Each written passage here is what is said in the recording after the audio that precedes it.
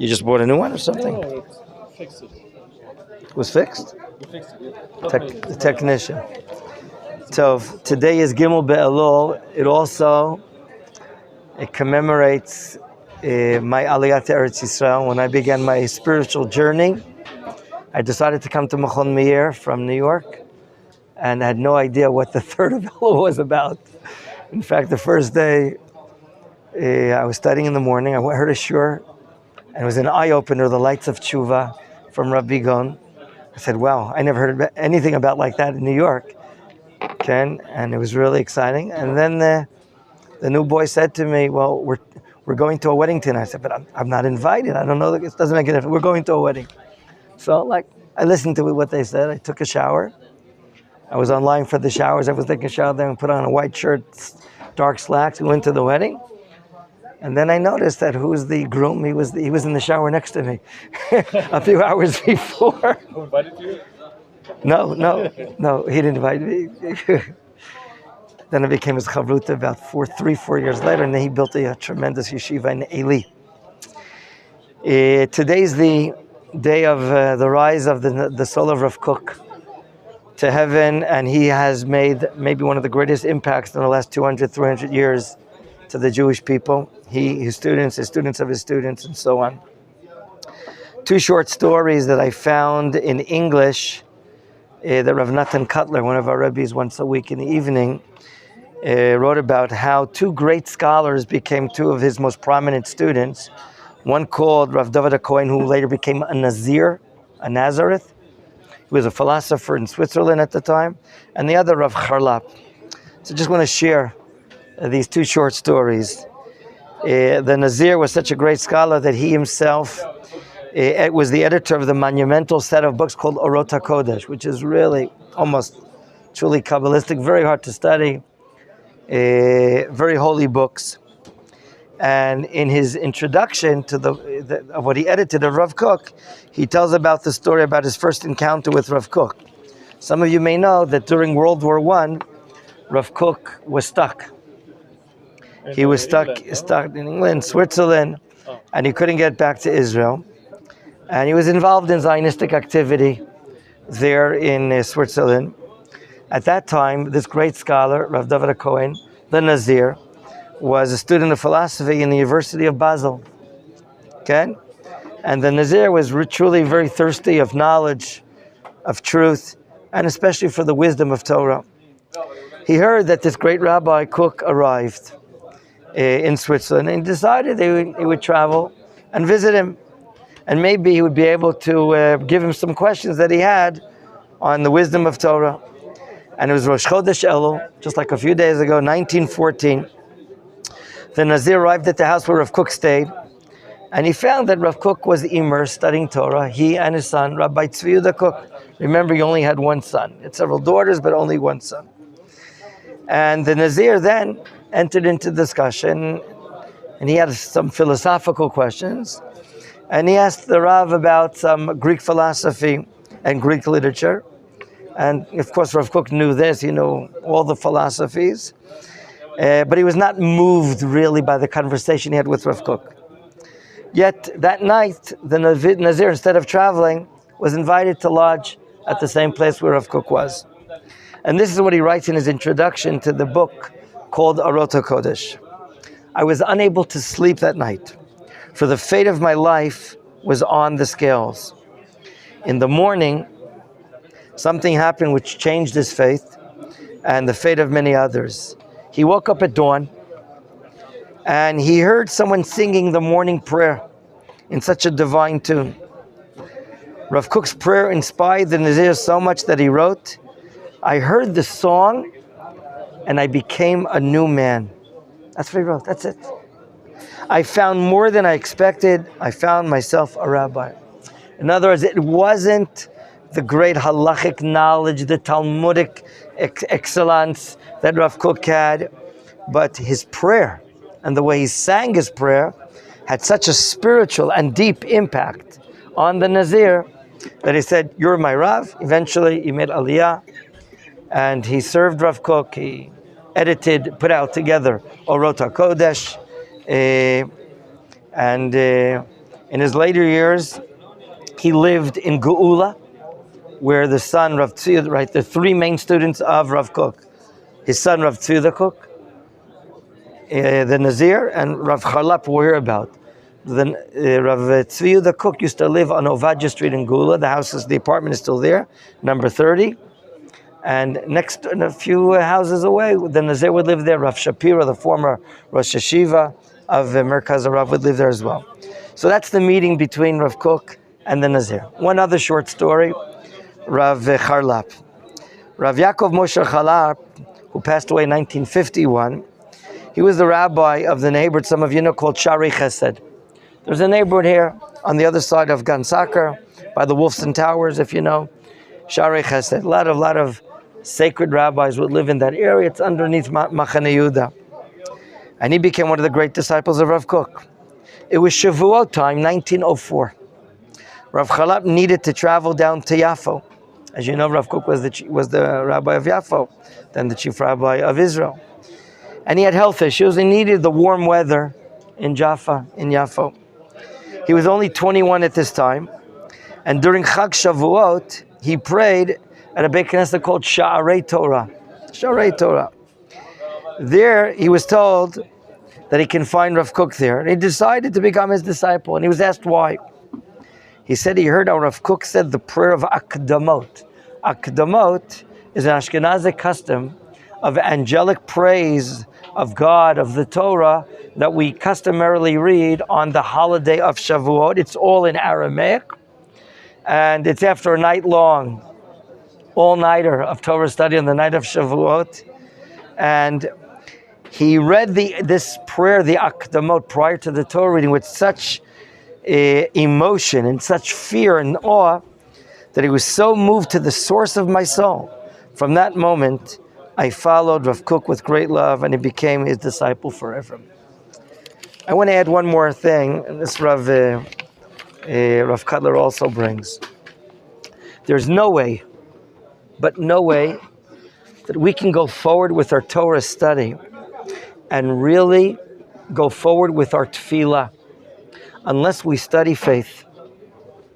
If we study faith, understand what God is about, what the nation of Israel is about, what the land of Israel, what is the soul of Israel about, then we can connect to the words of our prayer. But without it, we cannot. There's a deep interrelationship between Torah study and tefillah. Rav Kook writes about it himself in his introduction to his prayer book called Olat Riyah, how they're so interconnected. Therefore, in our yeshivot world, of the Rav Kook network of yeshivot world, you're going to see on the cupboards of the students not only Chumash, Tanakh, Mishnah, and Gemara, but you're going to see Kuzari, Maharal of Prague, the Ramchal, the writings of Rav Kook himself, and so on and so forth. Because this is really bread and butter, even though quantitatively you may only study Kuzari 45 minutes a day. When you get to a level of study Gemara, you'll study 4 hours of Gemara a day or 5 hours of Gemara a day. It's not the quantity, it's the quality. Okay, we're starting here, Perek Kaf Aleph of this book. And as we start chapter 21 of the book of Samuel, we're going to notice that how many chapters left to the end of the Sefer? 2 or 3? Correct, 4 chapters left. Kaf Aleph, Kaf Bet, Kaf Gimel, Kaf Dalet.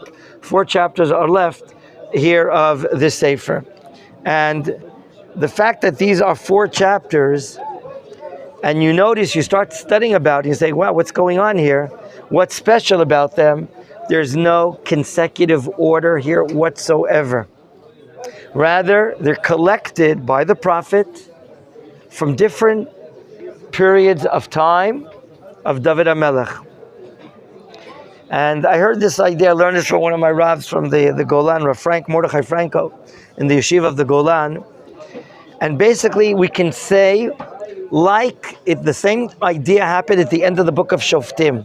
Do you remember what 2 major episodes at the end of the Judges? Shimshon and also Pilegesh Begivah. Chronologically, there too, they did not happen at the end of the period of the Shoftim. Pesel Micha. But rather, there are some that suggest that those ending chapters of Sefer Shoftim are a summary, a sikum. If you want to be able to understand the barometer of the book of Shoftim, and if you see the ending chapters, you'll get a better understanding of what's happening throughout the entire Sefer. The same idea is prevalent here. In these 4 chapters, Kaf Aleph until Kaf Dalet 21, 22, and 24, there is no consecutive order chronologically, but rather they're put together at the end of the book from different periods of time in order to give us an idea of what happened to David HaMelech, what he did, and what he's unique about. Okay? For instance, here we're going to read about a story that's related to the Givonim. When we get to the second half of the chapter, it's a story about the various wars of David against the Plishtim. They have nothing to do with consecutive chronological order. When we get to chapter 22, we'll learn about a song of David, or the mighty of David, so too in chapter 23. And then in chapter 24, we learn about a plague. So maybe 24 is parallel to 21. Just like there's a great famine happening here for 3 years. At the end of the book in 24, there's a plague happening. And we find about the purchase of the Temple Mount from Arvana Yevusi. 4 chapters, more or less related to 6 portions. And it's organized in a certain order that's telling us this is the summary of the entire Sefer of Shmuel dealing with King David, Melech David. Now, let's go to the first part, which is probably one of the hardest stories to read about in the Tanakh. Let's go. And as we read, I welcome your questioning. I welcome your raising questions. Move to the right 10 centimeters. There you go. Vayirav bimei David shalosh shanim. Shana acharei shana. Vayivakesh David et pnei Adonai. Vayomer Adonai el Shaul ve'el beit hadamim al asher himit et hagivonim. Who are the Givonim? Who killed the Givonim? It says here that Shaul is related to the Beit HaDamim, the house of blood, not clear what it is, and that he killed the Givonim. We didn't read about this, did we, in the Tanakh? We did not. Number 2, a famine happening 3 years during David's rule, when he's reigning? Well, what would you expect from David to do after the first winter? What's going on here? But what does it stay here? It says that it's for 3 years, plus it says Shana Acharei Shana. What is the Tanakh coming to answer what question? Consecutive years. You're right that it's Shalosh Shanim, 3 consecutive years, but more than that. Your question is, did any questioning, examining, self-examination go on after the first year? What's going on? Why was it prolonged for 3 years? So that's maybe what the Tanakh is hinting to. Shana acharei shana, David gave commentary. He gave examination after the first year of famine. By the way, for those that don't understand, famine means no rains. We don't have the Mississippi here, nor do we have the Nile that starts from Ethiopia and pours so much water through Africa all the way up to Egypt and so on and so forth. We have rainwater. And rainwater comes as a result of the ethical, moral behavior of the Jewish people, as it's stated where? What's the name of that bestseller in Dvarim? The Kriyat Shema? Second paragraph of the Shema. Okay? David examined and asked each and every year. Okay? For instance, in the first year, I think Rashi even brings it, he asked about, is there idolatry? People come up to where the Mishkan area would be, and he would examine, is there a problem here of idolatry? No answer. And then maybe in the second year, he would ask a different question, is there a problem of adultery perhaps? and so on. Okay? So what's going on here? He would examine each year until the third year. He asked Pnei Hashem. Pnei Hashem is a nickname often that would go to the Kohen Gadol, and the Kohen Gadol is wearing his articles of clothing, including the Urim V'Tumim, and their major national issues, dilemmas, can be brought before the Kohen Gadol. And this is the response, apparently, that he's getting from the Kohen Gadol. Okay? And the clear question is, why is the famine happening right now? Now, clearly, Pasuk 1 is not clear. Can you've been Yishai studying Tanakh, and you never read about in the Tanakh that Shaul brought about the death of the Givonim? Question. Furthermore, let's read together now the next Pasuk, Pasuk Bet. Vayikra HaMelech LaGivonim Vayomer Aleihem. You see the cantillation sign under the word Aleihem? The etnachta there, a stop sign. And now I continue. Vagivonim lo mi b'nei Yisrael heima, ki im meyeter ha'emori. Uv'nei Yisrael nishba'u lem vayivakesh olakotam bekanoto lefnei Yisrael v'Yehuda. What does not make sense to you when you read this pasuk? The Givonim are from Amorite. It says that the Melech called out to the Givonim, and he's talking to them. And then what are we told? Are we told what he says to them? No. So it seems that the second part of this pasuk is not flowing with the first part of it, and it's hard to read it. Therefore, we may offer what many offer in their explanation. It's parenthetically being said here. Parenthetically being taught to us who are the Givonim. Okay? That they're not from Bnei Yisrael, but that's not a continuation of the first part of the pasuk. David knows there's a problem. There's a famine. He doesn't exactly understand, or maybe he does already understand, and he's now examining it, that Shaul killed the Givonim. Soon we'll get to this, but it seems to be a very strange thing that it appears that the Givonim are not from Bnei Yisrael. And now, let us understand, or let's recap from those that have studied Sefer Yoshua, who are the Givonim. Remember, the Givonim are one of the Canaanite entities that we, as we read at the parsha of last week, are commanded to go to war called Milchemet Mitzvah. And what is to be done to all of the Canaanite entities?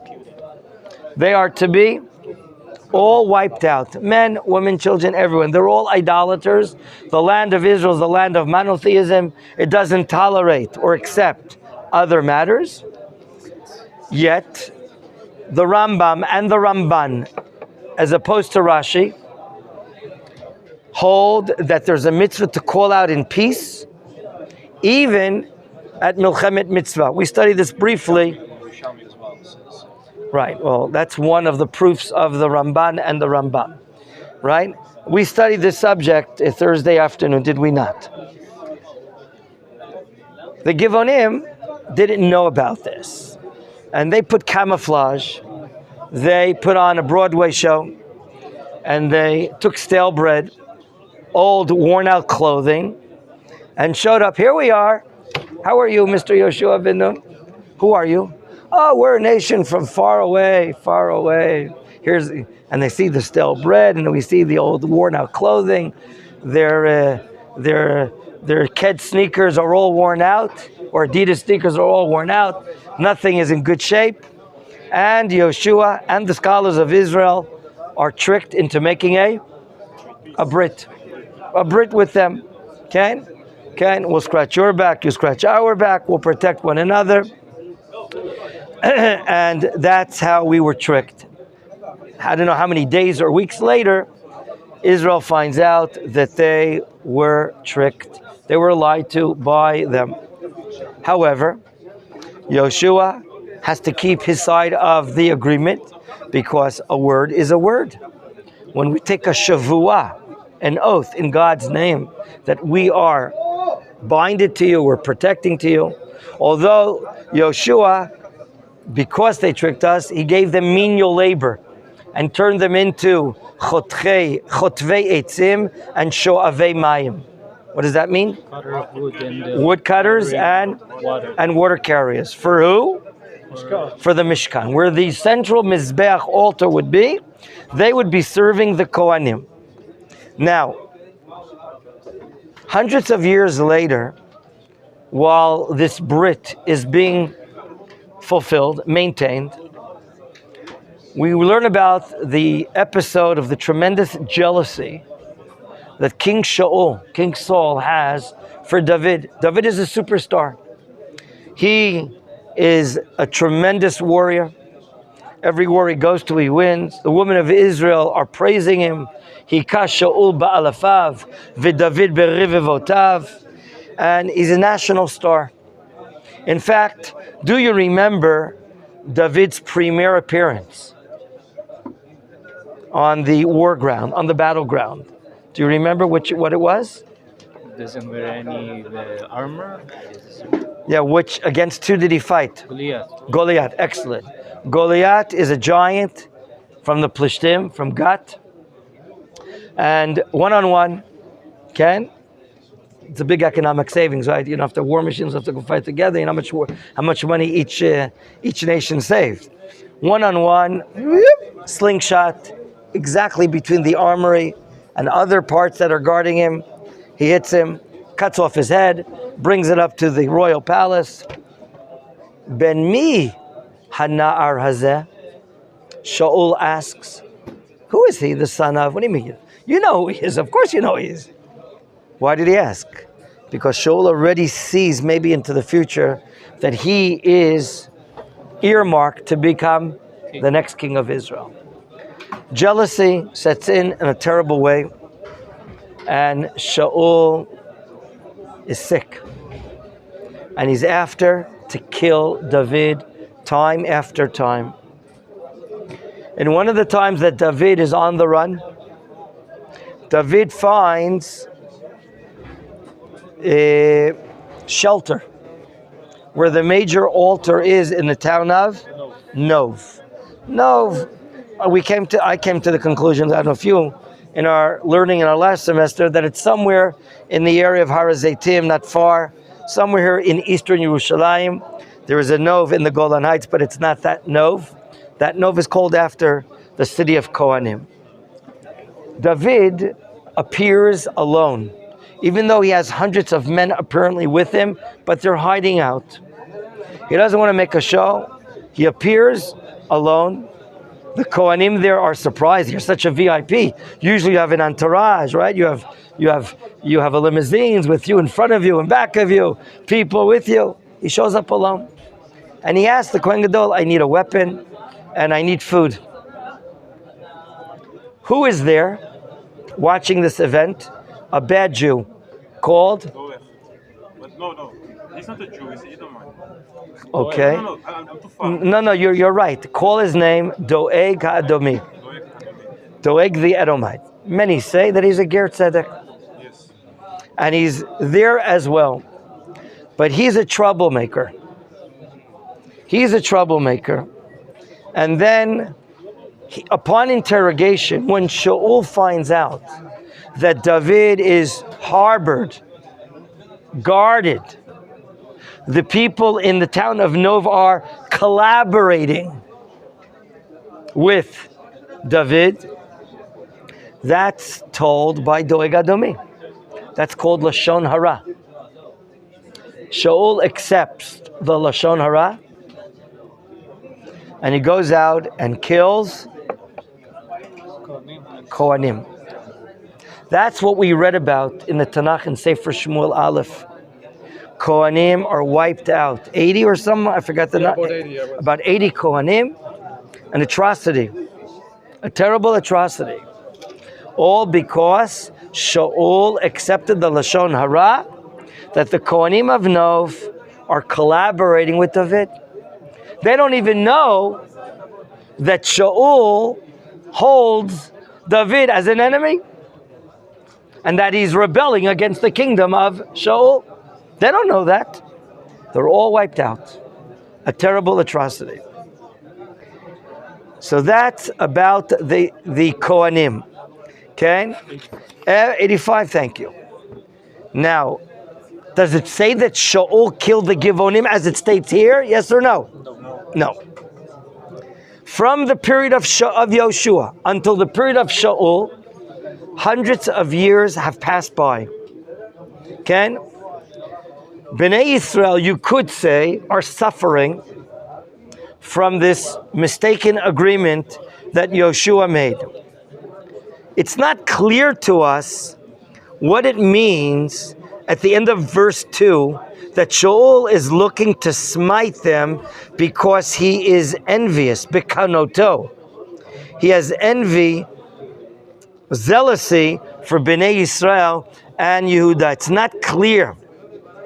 What you could understand from this, the end of verse 2, is that Shaul had intention, good intention, that the Givonim have to be taken care of.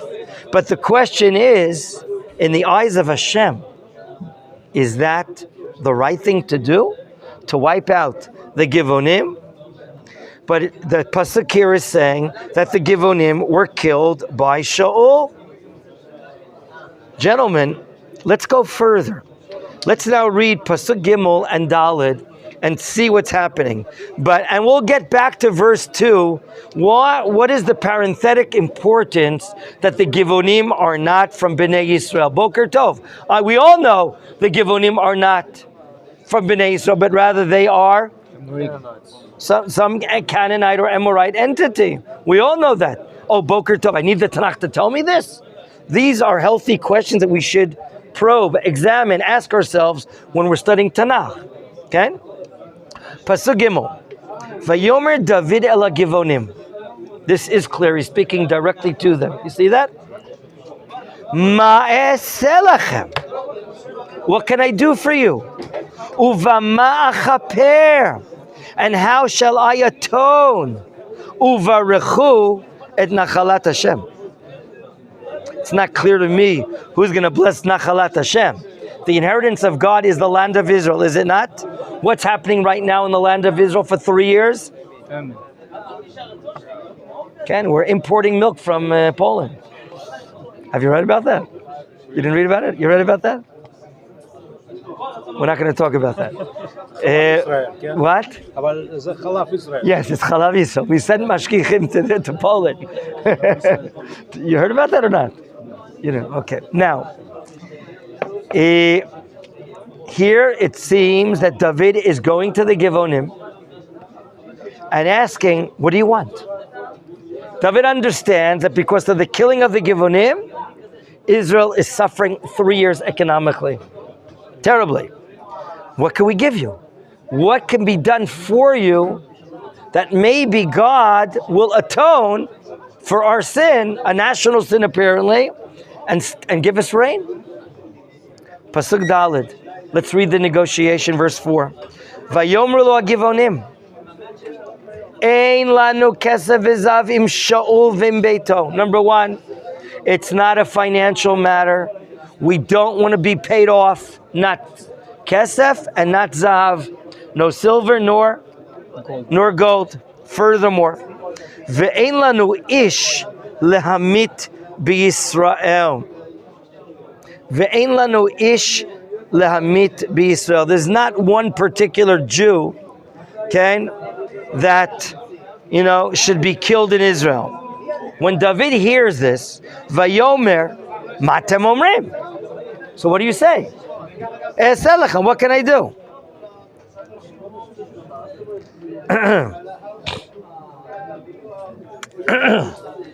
Here, David continues to ask, what can be done for you? And now, the response to David by the Givonim. Pasuk Vayamru el HaMelech. Interesting that he's called what? HaMelech, and not David. Why? We're going to have to ask that question. Ha'ish asher kilanu. The man that wiped us out. Kilanu, from the word vayichulu. We say Shabbos night, vayichulu Hashem. What does lichlot mean? It appears at the end of chapter 1 in Genesis. Completed. The man that wiped us out. It doesn't make sense. If you wiped us out, how are they there? Question. Vasher dima lanu. And the man that thought, imagined, lidamyein. Okay?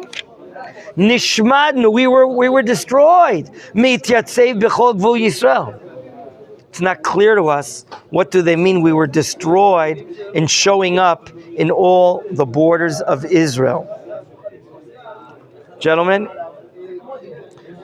now they put the cards on the table and they say what they want. Pasuk Vav, verse 6. Follow the Hebrew if you can. The first word, which is a kriyuchtiv, yutan lanu.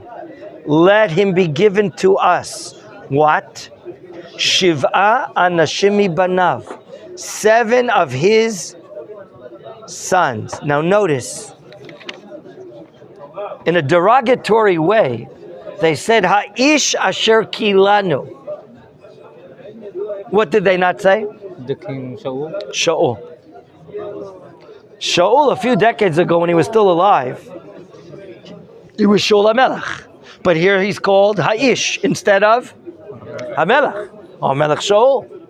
In other words, they're not even giving respect or basic decency to Shaul. They're calling him Ha'ish. Okay?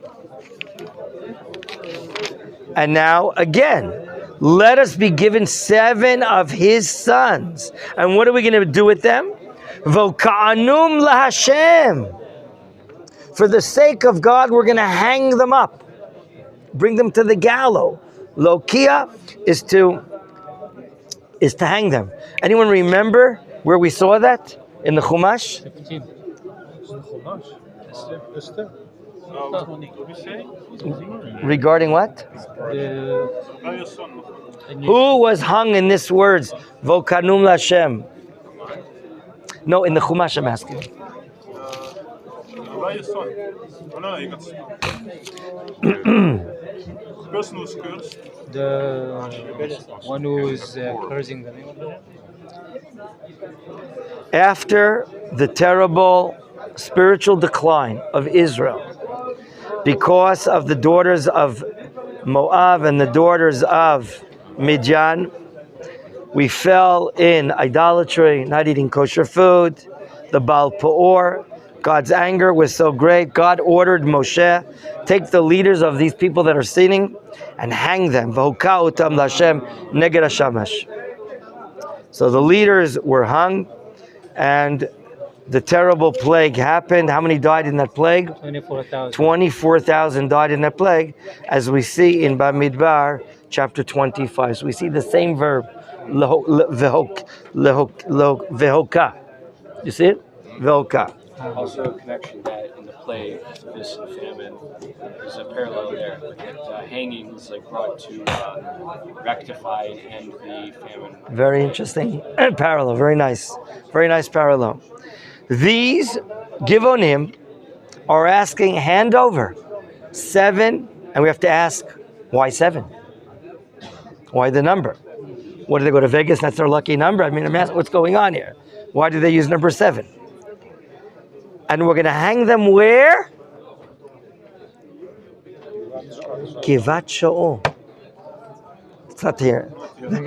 I explain. The Givat Shaul, I pass it every day when we go traveling to the Yeshuvim north of Yerushalayim.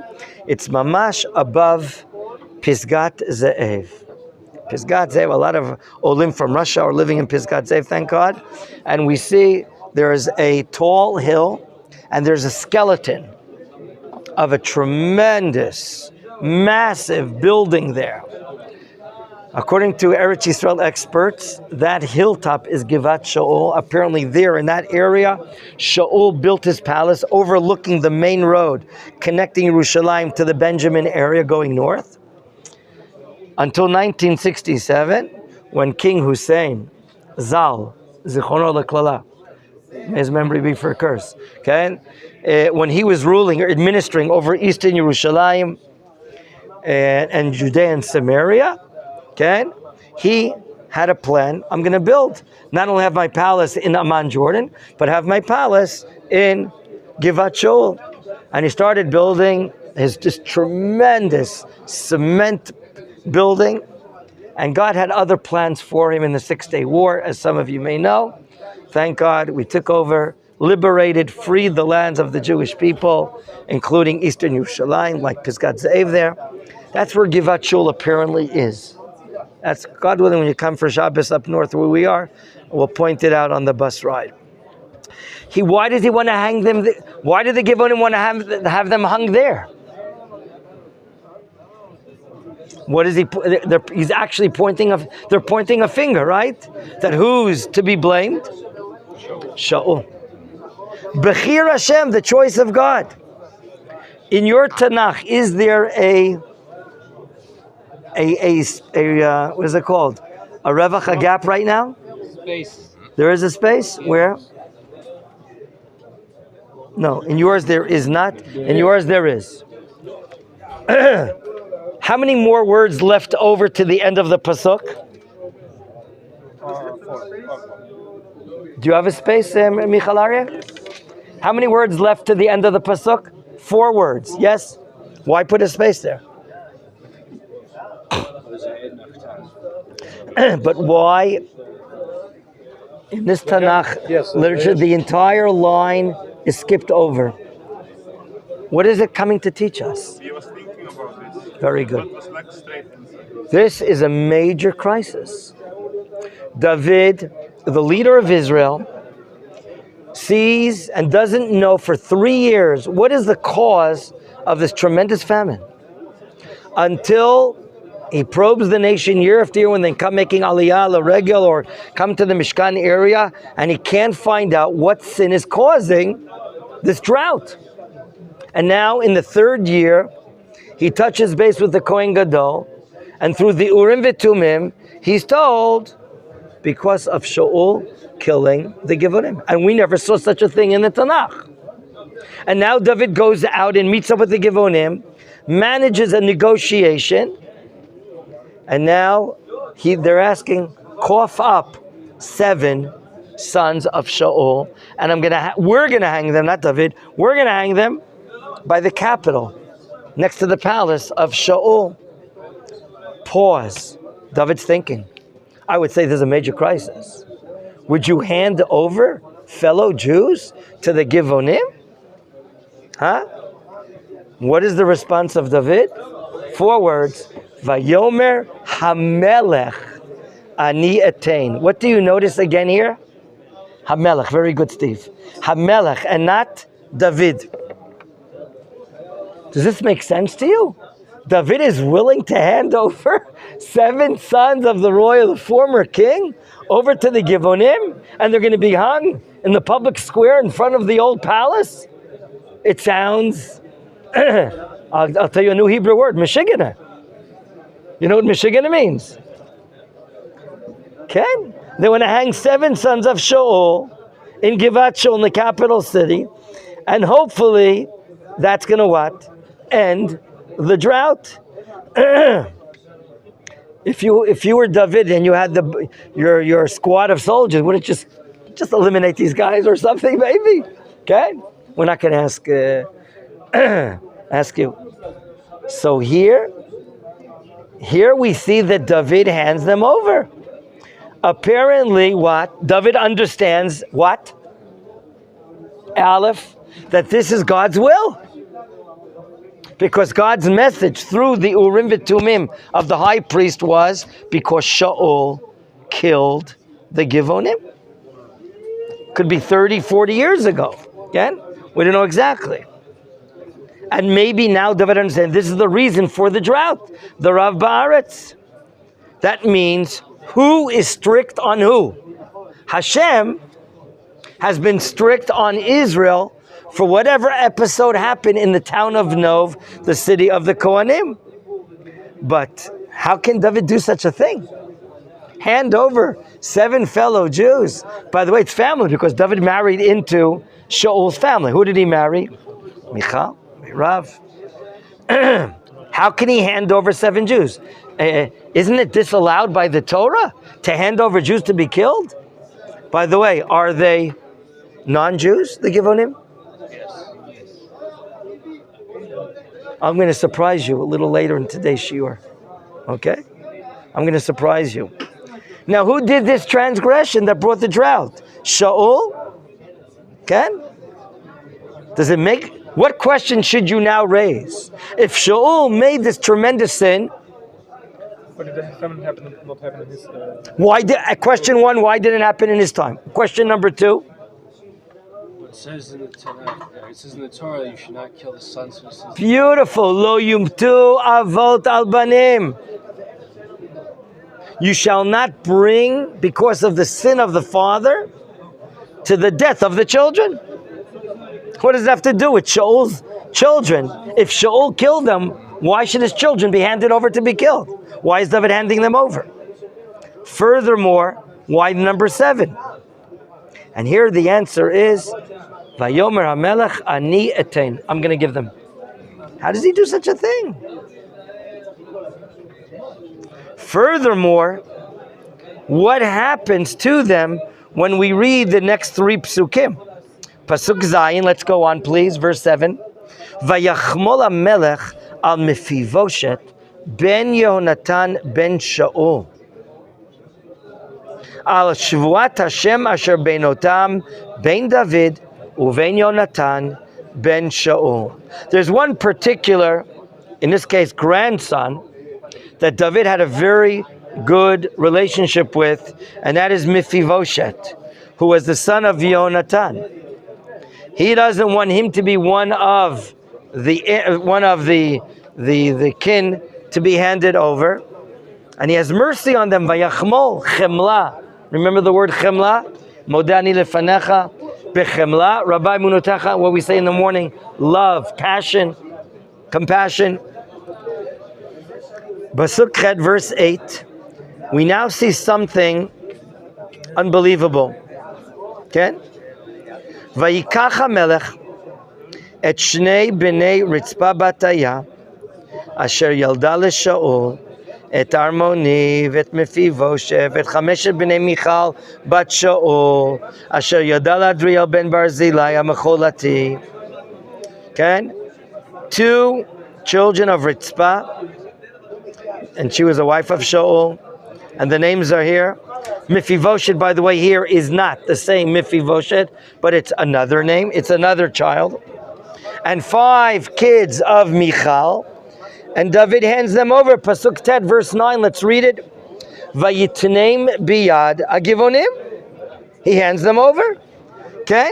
Vayoki'om, and they hang them bahar, in the mountain. Why in the mountain?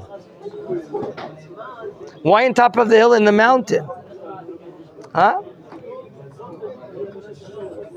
Why is it noted? What is a history book? The sun can see them. Very good. It'll be obvious to any viewer. On top of the hill, something stands out. These gallows, 7 sons of Shaul hung on the mountain, and it's Lifnei Hashem? Why is it? What does it mean it's before God? A very unusual expression. Could it be that a lot of people are conglomerating, are coming together to watch this terrible event?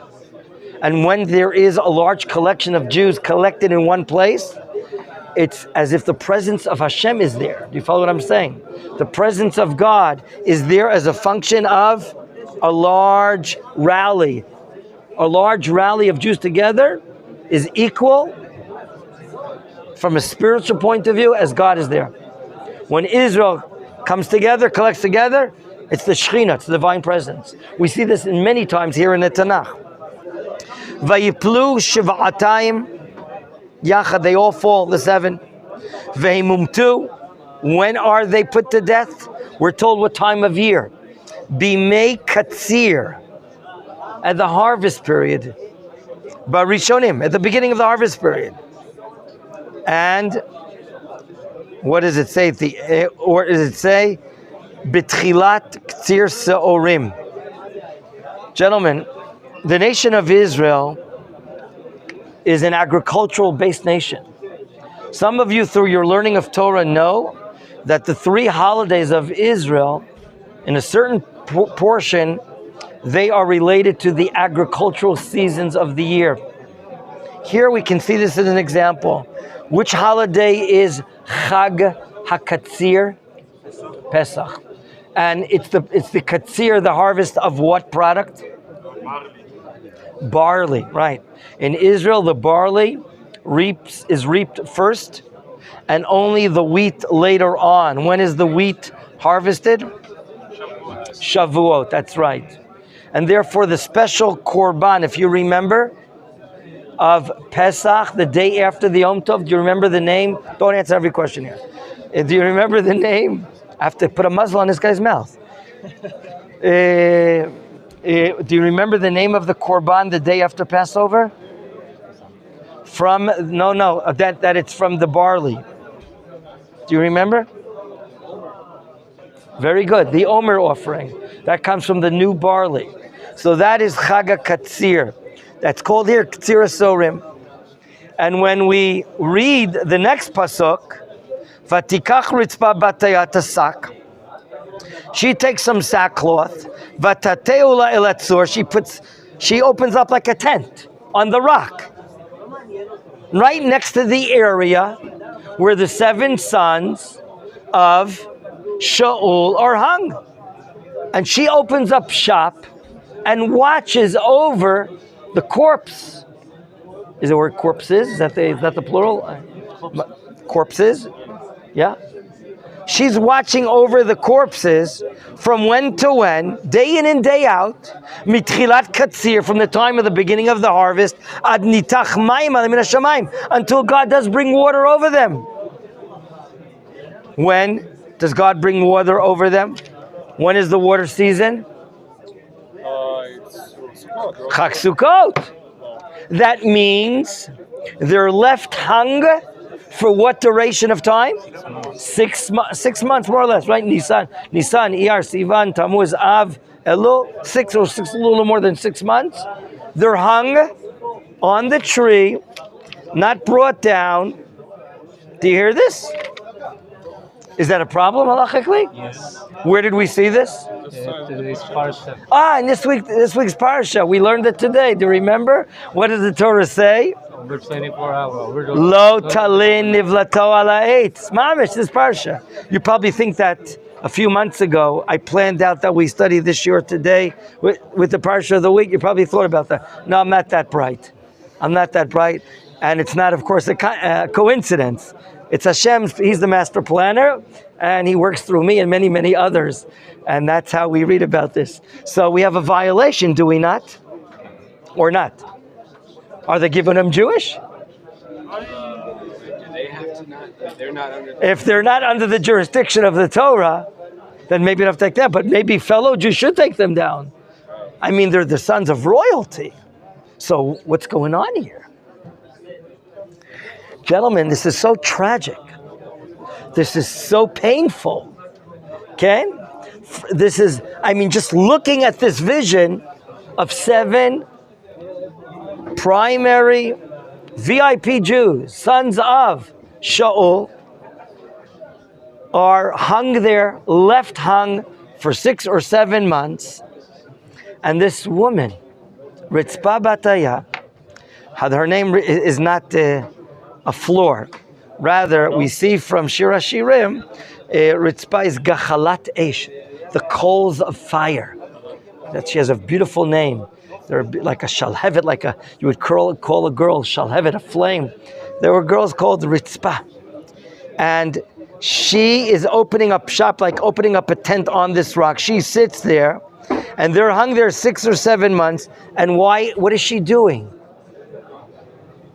She's not moving from there. What is she doing with undivided devotion?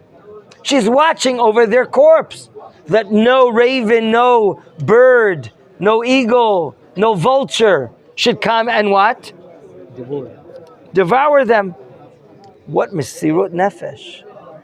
What devotion. Amazing. She's there in the area watching over the bodies day and night for 6 or 7 months. Mesirut nefesh adira. Unbelievable mesirut nefesh. Okay?